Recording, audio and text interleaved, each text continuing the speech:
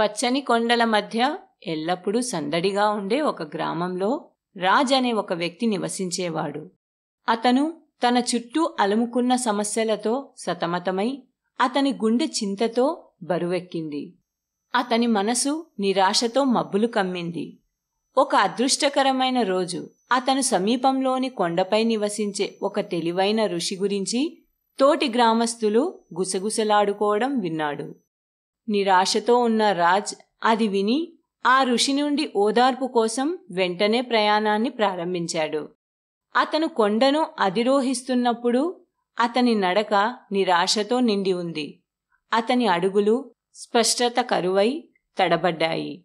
కాని అతని హృదయంలో ఎక్కడో ఒక ఆశ యొక్క మెరుపు ఉంది.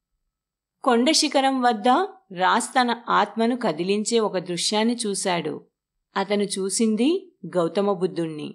ప్రశాంతమైన వాతావరణం మధ్య బుద్ధుడు లోతైన ధ్యానంలో కూర్చొని తన చుట్టూ ఆవరించిన పరిసరాలను శాంతి సౌరభాన్ని వెదజల్లాడు. బెదరుచూపులతో వణికిపోతూ రాజ్ బుద్ధుని వద్దకు వెళ్ళి తన హృదయ వేదనను వెల్లడించాడు. సౌమ్యమైన కరుణతో బుద్ధుడు రాజ్ యొక్క బాధల కథను విన్నాడు.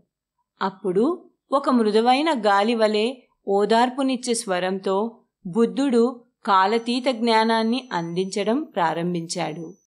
అతను అశాశ్వతం గురించి, భూ సంబంధమైన సమస్యల యొక్క నిలకడలేని స్వభావం గురించి మరియు లోపల శాశ్వతమైన అభయారణ్యం గురించి రాజ్కు బుద్ధుడు బోధించాడు. బుద్ధుని మాటలు రాజ్లోని నిరాశను కడిగివేయడంతో రాజ్లో లోతైన మార్పు కనిపించింది. అతని కళ్లల్లోంచి తెరలేపినట్లు అతనికి స్పష్టత వచ్చింది. తన బాధలు కేవలం నిలకడలేని నీడలేనని, నిజమైన శాంతి తన పట్టులో ఉందని అతను గ్రహించాడు. కృతజ్ఞతతో నిండిన హృదయంతో రాజ్ బుద్ధుని ముందు నమస్కరించాడు.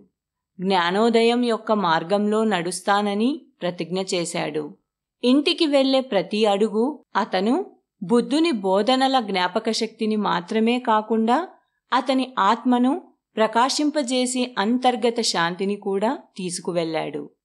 తరువాతి రోజుల్లో రాజ్ తన గ్రామంలో ఒక ఆశాకిరణం వలె మరియు జ్ఞానం యొక్క వెలుగుగా మారాడు. బుద్ధుని బోధనలచే మార్గనిర్దేశం చేయబడి అతను ఎక్కడికి వెళ్ళినా కరుణ మరియు ప్రశాంతతను వ్యాప్తి చేస్తూ అవసరమైన వారికి ఓదార్పునిచ్చాడు. కొండల వెనుక సూర్యుడు అస్తమిస్తున్నప్పుడు గ్రామం మీద వెచ్చగా మెరుస్తూ ప్రశాంతత యొక్క భావం భూమిపైకి దిగుతోంది. మరియు వీటన్నిటి మధ్య గౌతమ బుద్ధుని యొక్క కాలాతీత జ్ఞానం దానిని కోరుకునే వారి హృదయాలను ప్రకాశవంతం చేస్తూనే ఉంది.